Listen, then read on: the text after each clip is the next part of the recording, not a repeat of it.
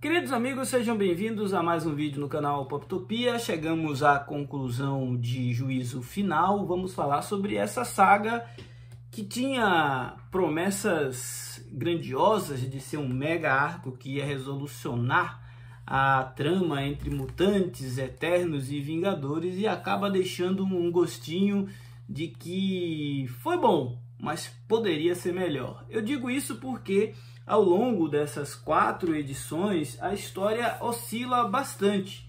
Mesmo tendo personagens interessantes e com um roteiro competente do Kieron Gillen, fica evidente de que faltou no editorial aqui uma espécie de coordenação melhor das coisas, né? Hoje você vê um evento como esse abalar o mundo inteiro e na trama principal a história foca muito em poucos personagens. Quando eu digo isso, parece absurdo. Você diz, Daniel, só na capa dessa HQ deve ter uns 20 personagens. Pois é, mais uma promessa não realizada, né? A gente vê que as equipes, tanto de Vingadores, quanto de X-Men, quanto de Eternos, escolheram ali alguns personagens de cada núcleo para serem os principais dessa saga. No caso de X-Men, Wolverine, Noturno, Jean Grey foram os que tiveram maior destaque. E a gente não vê muito a participação de Ciclope, Rainha Branca, do Conselho Silencioso. Lá atrás, ou melhor, no meio da saga, a gente tem um momento bem dedicado ao Magneto, à Tempestade, a Araco, e isso aparece aonde? Aparece na revista mensal dos X-Men. Então, uma parte das mais interessantes da saga não saiu nessa minissérie principal. Isso posto, eu senti falta também de Cavaleiro da Lua, Hulk, mesmo o Thor, onde esses grandes players do universo Marvel estavam enquanto a Terra estava sendo sacudida por um celestial, né? Parece até um pouco de descaso, mas acho que o problema aqui foi uma trama muito grande, se arrastando por muitas revistas e com muita gente escrevendo, muita gente envolvida, acabou derrubando um pouco a qualidade da história. X-Men Juízo Final foi publicado aqui no Brasil, então em 4 partes, né? E veio alguns especiais nessas partes, e além da minissérie principal. Essa é uma edição em 112 páginas, com capa cartão e custando R$ 31,90. Basicamente foi esse o valor, entre R$ 29 e R$ 31 reais, as 4 edições dessa mega saga, né? E além das histórias que saíram na minissérie, saiu histórias ainda em X-Men, Vingadores, Wolverine, até Homem-Aranha e Capitã Marvel tem algum relacionamento aqui, alguma história relacionada com esse grande arco do Juízo Final, mas de relevante é o que saiu na revista dos X-Men e uma história que saiu na Wolverine número 7, onde mostra o julgamento do Wolverine.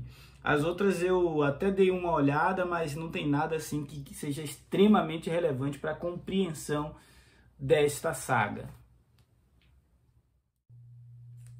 Bom, mas no final, vale a pena ou não? No final, a gente tem aqui alguns plots sendo resolvidos, né? A Jean resolve montar uma fundação para dialogar com a humanidade. Por quê? Porque parte dessa trama começa com os seres humanos descobrindo que os mutantes agora são imortais. A outra parte da trama dessa saga passa pelos Eternos terem também um segredo ser revelado, que eles são eternos, mas cada vez que eles morrem e retornam, um humano precisa morrer para que eles voltem à vida. Então, as duas equipes, as duas raças saíram de alguma forma com a sua imagem diante do público, diante da humanidade, arranhada.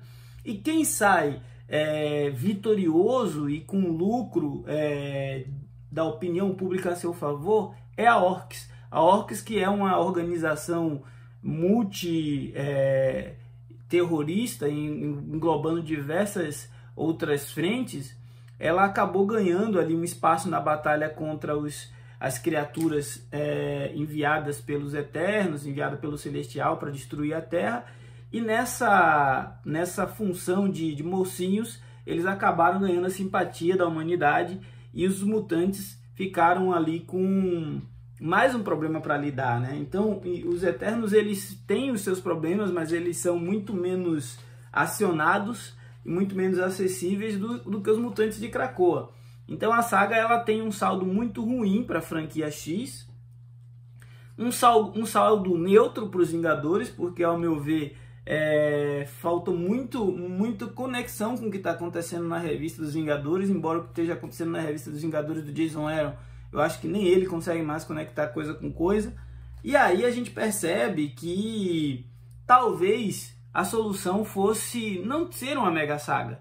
Talvez a solução fosse ter sido um arco envolvendo, né, alguns personagens e tudo mais, e a gente teria ali uma história de ok para boa. Quando isso é diluído em tantas páginas, em tantas frentes, em tantas equipes criativas diferentes, a gente percebe que a qualidade cai, a arte não se mantém, o roteiro também fica abaixo das expectativas e a gente fica com aquele gostinho de que foi mais uma boa ideia mal aproveitada pela Marvel e de forma que os seus personagens não foram bem utilizados assim.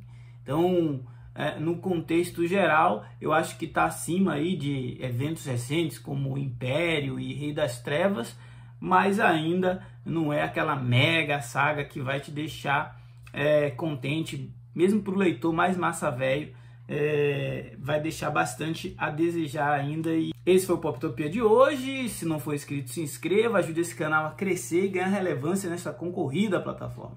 Afinal, falar de gibi é sempre bom, falar de quadrinhos e mega eventos também é bom, bem divertido. Forte abraço, até a próxima.